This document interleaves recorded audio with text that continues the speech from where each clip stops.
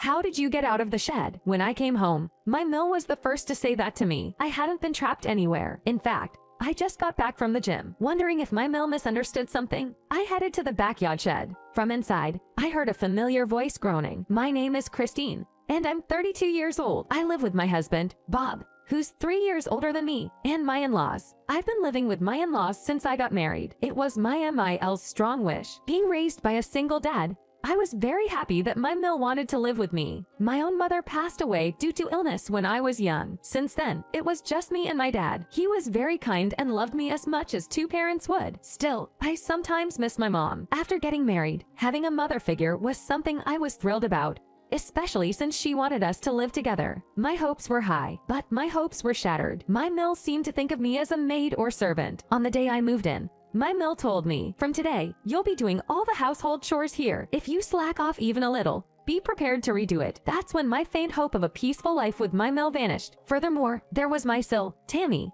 who would make my life miserable. My Mill was a nagging person. If she found anything even slightly out of place, she'd chime in. The cleaning today wasn't done properly. There was a strand of hair in the toilet. Please redo it. Just because a single hair was found in the toilet, I was ordered to redo the cleaning. Regarding the laundry, she'd say, there was a wrinkle left on my shirt. Didn't you learn how to iron properly? And she'd hand me the shirt that I had already ironed. Even if she said there was a wrinkle, it was just a slight one on the sleeve that you wouldn't notice once worn. Yet, I was made to redo the laundry and ironing in this scorching heat. Honestly, ironing in this hot summer feels like hell, and having to redo it feels like nothing short of bullying. Regarding the cooking, she'd say, today's dish was particularly bad. How did you manage to make something this tasteless? And she'd often leave the table without eating. The common complaint she had about my chores was, growing up in a single-parent home, you really can't do household chores properly. It's sad when there isn't someone to discipline you properly. She always says that. My being raised by a single father had nothing to do with my ability to do chores. It was simply that she didn't like the way I did them. Now, let me introduce you to my Sil, Tammy. Tammy lives close to my in-laws' house. She's the same age as me and is already married. She's a housewife and doesn't have a job, so I guess she has a lot of free time. She frequently visits and has fun chatting with my Mill, and they often team up to pick on me. To them, it's like anything they say about me is acceptable. Whenever they see me cleaning or cooking, you're always so clumsy. LOL. Maybe it's just your physique that's not suited for quick movements. LOL. They'd say, from this, you think I'm overweight, but I'm not. My body type is similar to Tammy's. It's baffling why she'd say that. But after hearing that repeatedly, I made up my mind. I'd get in better shape than Tammy, so she wouldn't say those things anymore. With this resolve, I spoke to Bob. Hey, do you think it'd be okay if I joined the new gym in our neighborhood? I want to be in good shape for my annual checkup in 6 months. That was an excuse for Bob. In reality, I was going to the gym to prove Tammy wrong. Bob didn't seem bothered and said, if you're paying with the money from your part-time job, it's fine, he said. So I happily started going to the gym. The gym turned out to be quite fun. I've always liked exercising, so I enjoyed weight training and running. Plus, the motivation to show up Tammy helped me push through the tough workouts. A month into my gym routine, I felt I was making progress. Yet, Tammy kept on with her comments. You really are so clumsy, aren't you? LOL. Your body just can't move quickly, can it? LOL. She'd say, laughing. I lost about 7 pounds over a month, and I could clearly see the difference in the mirror. Is there something wrong with my sister-in-law's eyes? Or maybe she just wants to make snide remarks. Whatever it was, I swore to myself to hit the gym even more so she wouldn't comment on me. And then another 2 months passed by. It was tough working out in the heat. I felt like giving up, but I wanted to prove my sister-in-law wrong. So I managed to lose another 7 pounds. That's a total of 14 pounds in 3 months. I'm proud of myself for losing weight in a healthy way. Even my husband noticed, saying, you've been looking good lately. It's all that gym work, right? I was thrilled with his reaction, but just when I thought I was in the clear, my sister-in-law started making comments like, you might have lost weight, Tammy, but you're still as clumsy as ever. I used to think it was just your body type, but maybe it's your personality. LOL. What the heck? What does she mean by personality? I'm so fed up with being at the mercy of her remarks, but I can't just quit the gym now. I have no idea how to get the upper hand with her, so I've been feeling down lately. One day, something unexpected happened. In this scorching heat, Mill asked me to clean up the shed in our backyard. You've been neglecting the shed, haven't you? I want you to clean it today. True, I've been neglecting the shed because of the heat. I didn't think it needed cleaning since nobody uses it. But Mill caught me off guard. Before heading to the gym, I quickly cleaned the shed and locked it up. When I got home after an hour at the gym, I greeted, I'm back. Mill came to the front door and asked, how did you get out of the shed? Huh? I had no idea what she was talking about. Mel, what do you mean? I cleaned the shed and then went to the gym. What? I locked you in the shed. Locked me. I am here though. I couldn't understand what she said and decided to go there anyway. Mel, where did you put the key? I asked. Wait, I thought I had locked you in there to teach you a lesson. A lesson? For what? I threw the shed key into the creek in the backyard. I thought there was no way you'd get out. I couldn't believe my ears. Huh? I shouted. Why would you do that? You've been looking better lately.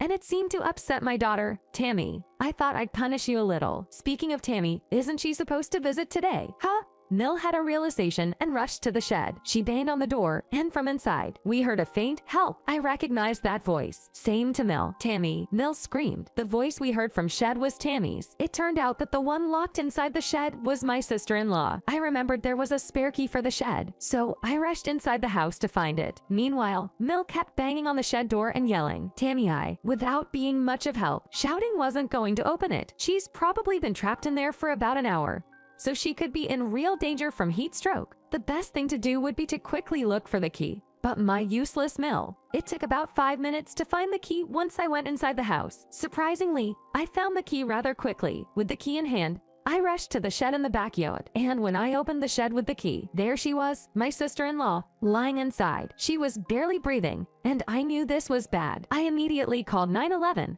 and with my Miles' help, we managed to move my sister-in-law into a room with air conditioning. We then started cooling her down with ice packs, placing them around her neck, underarms, and inner thighs. It was crucial to reduce her body temperature. She wouldn't drink any water, so all I could do was hope the ambulance would arrive quickly. Not even 10 minutes after calling 911, the ambulance arrived. My Mill was still panicking, so it wasn't feasible for her to accompany her daughter. So I had to step in. Despite my Mill arguing I should be the one to go with her, the paramedics wouldn't let such a frantic person on board, so I went with them, and the ambulance left. Upon reaching the hospital, I called my Mill. I then called my husband and asked him to inform my sister-in-law's husband and father-in-law about the situation. Within an hour, the family had arrived at the hospital. The first to arrive was my downcast Mill. Even with everyone there, she remained despondent. It was her fault for creating this situation, yet I had to explain it. Though, to be honest, I didn't fully understand it either. I simply said, it seems Mill confused me with Tammy and accidentally locked her in the shed, and to delay her release,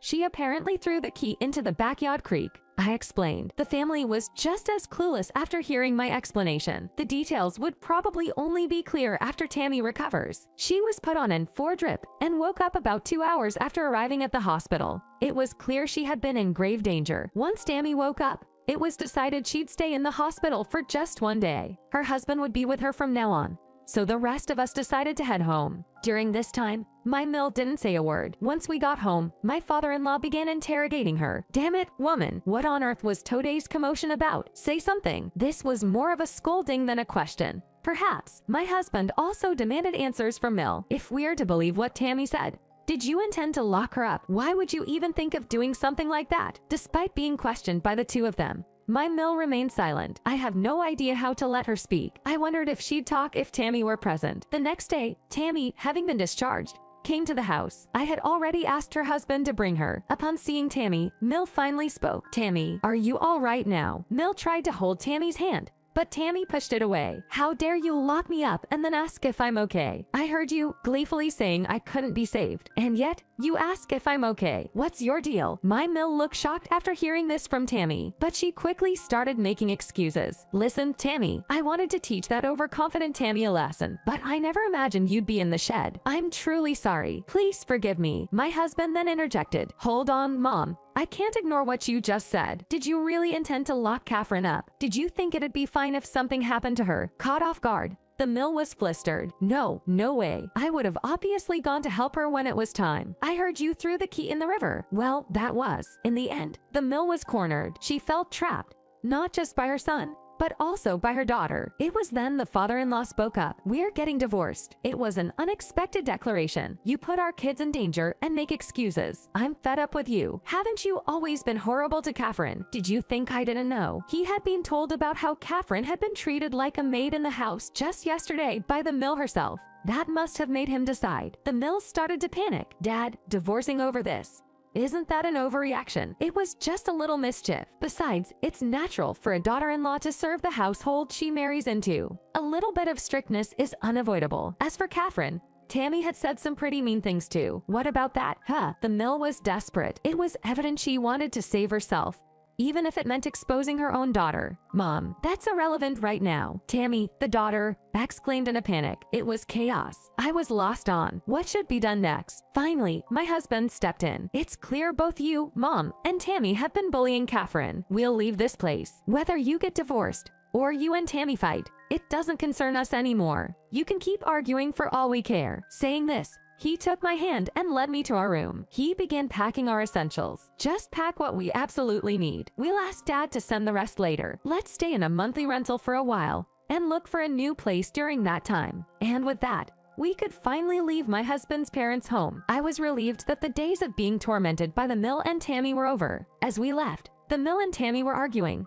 but I felt so light knowing it wasn't my problem anymore. Later on, I heard the mill and Sarah's arguments escalated to potentially suing over the incident of locking someone in the shed. It's ironic. They used to be so close. If it weren't for the MIL's actions, they'd still be a loving mother and daughter. But now they are on the sue. After all, Mill proposed to pay compensation to Tammy. Sarah seemed to have settled for a hefty amount of money as compensation from her mother. Considering the life-threatening nature of the incident, it might have been a reasonable amount. The parents did eventually get divorced. The shed incident must have been a huge shock for the father-in-law. Even after dividing their assets, the mill was struggling financially, kicked out of her home and paying compensation in installments. She was living hand-to-mouth with no savings. She had to work hard and live alone. After divorce, my Phil gave no support to Mill. Now she lives alone in an old apartment and works multiple jobs to pay off the compensation and cover her living expenses. She's having a tough time, but the fact remains that she endangered someone's life.